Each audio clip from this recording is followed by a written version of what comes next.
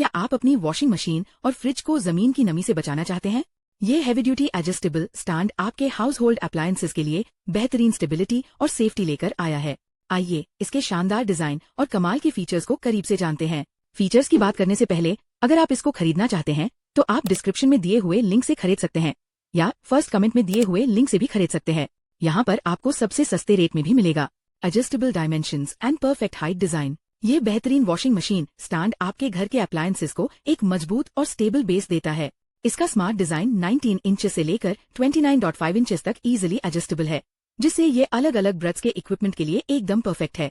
इसकी 12 inches height आपके appliance को जमीन से काफी ऊपर रखती है।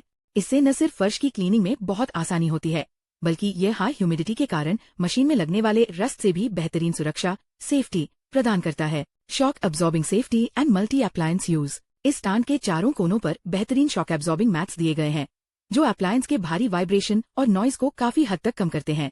इसमें लगे स्ट्रॉन्ग एडजस्टेबल स्क्रूज की मदद से आप इसकी लेंथ को बहुत आसानी से सेट कर सकते हैं। इसके सॉलिड लेग्स इसे शानदार बिल्ड क्वालिटी और मजबूती देते हैं।